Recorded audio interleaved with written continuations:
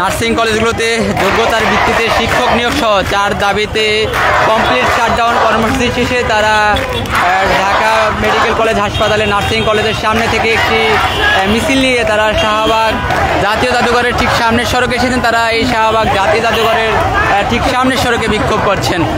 দর্শক, আপনারা দেখছেন ডেইলি ইত্তেফাক ফেসবুক পেজে লাইভ। আমরা আপনাদের সাথে সরাসরি যুক্ত হয়েছি ঢাকার জাতীয় জাদুঘরের ঠিক সামনে থেকে। এখানে আপনারা দেখছেন নার্সিং কলেজের শিক্ষার্থী যারা রয়েছেন তারা এখানে জড়ো হয়ে বিক্ষোভ করছেন।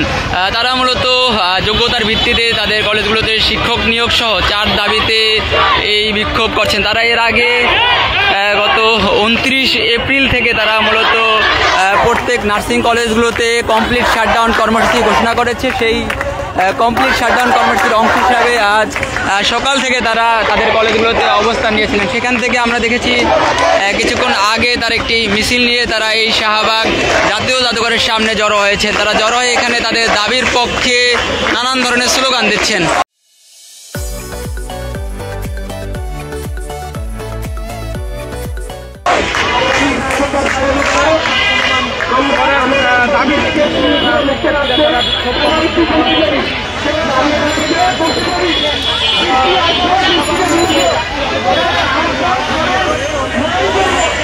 এখানে যারা এসেছেন তারা মূলত 4টি দাবিতে বিক্ষোভ করছেন। তাদের যে দাবিগুলো রয়েছে সেগুলো হচ্ছে এসএসসি পাশ করা ডিপ্লোমা নার্সদের তাদের নিজস্ব কর্মস্থলে ফিরিয়ে নিয়ে হাসপাতালে রোগীদের সেবায় নিয়োজিত করা সহ নিজ নিজ বিশ্ববিদ্যালয় এবং ইউজিসির নীতিমালা অনুযায়ী যোগ্য শিক্ষক নিয়োগ প্রদান করার দাবি তুলছেন এবং অন্যান্য পেশাজীবী ডিপ্লোমা গ্রাজুয়েটদের ন্যায় 4 বছর মেয়াদী বিএসসি নার্সিং ডিগ্রিধারী নার্সদের জন্য স্বতন্ত্র ক্যারিয়ার পাথ ও আর্গনোগ্রাম তৈরি, দেশ ও দেশের বাইরে দক্ষ উন্নত স্বাস্থ্যসেবা নিশ্চিত করার দাবি তুলছেন।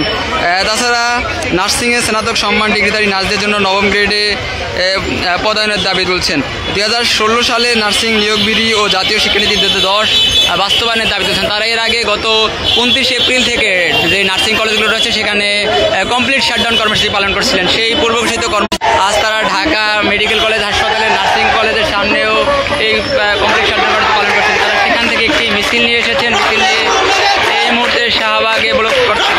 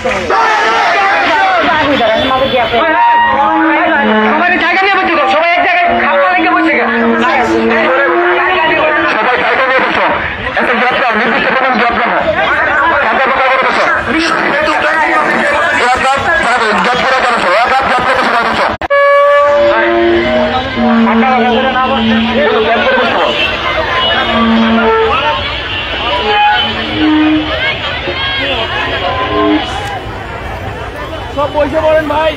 সাগর স্লোগান দাও এবং আমাদের